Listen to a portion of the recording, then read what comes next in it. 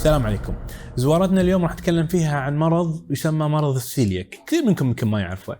مرض السيلياك هو مرض يصيب بالجهاز الهضمي، يكون بكل امانه سببه الاساسي استهلاك الجلوتين. شنو هو الجلوتين؟ الجلوتين هو مركب موجود بالاكل اللي ناكله من خبز، باستا وامور كثيره ناكلها يكون فيها الجلوتين. الجلوتين عند قسم من المرضى المصابين بالسيلياك بس ياكلون الاكل يحتوي عليه ممكن يصير معاهم اعراض. شنو هي الاعراض لمرض السيلياك؟ انتفاخات بالبطن، انزعاج، اسهال، فقدان الوزن، واحيانا حتى امساك. زين، الحين المريض اللي ياكل الاكلات اللي تحتوي على جلوتين تصير عنده هالاعراض هذه. شلون ناكد التشخيص؟ اولا يكون التشخيص عن طريق اخذ التاريخ المرضي من المريض، بعدين نتجه الى فحوصات الدم نتاكد انه ممكن يكون في عندنا فقر للدم، عندنا هبوط للكالسيوم، فيتامين د، وايضا نسوي فحص للاجسام المضاده لمرض السيلياك.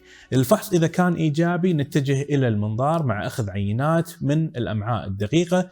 العينات هذه راح تبين لنا ان في عندنا خلل او تغيرات في النسيج، منها فقدان الاهداب اللي وظيفتها امتصاص الاكل.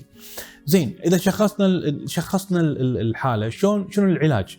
العلاج يكون بالامتناع تماما عن اي شيء يحتوي على الجلوتين. طبعا لله الحمد الحين بالكويت عندنا الخبز متوفر من غير جلوتين، وايضا الباستا ايضا متوفر من غير جلوتين، لكن مهم جدا ان المريض يمتنع عن كل شيء يحتوي على الجلوتين، لان مجرد استهلاك الجلوتين ولو بكميات قليله ممكن ترد عنده الاعراض ومضاعفاتها.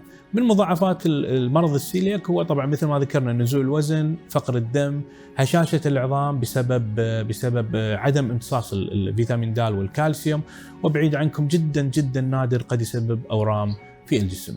أتمنى أن يكون الموضوع مفيد لكم، تمنياتي لكم الصحة والعافية وسلامات.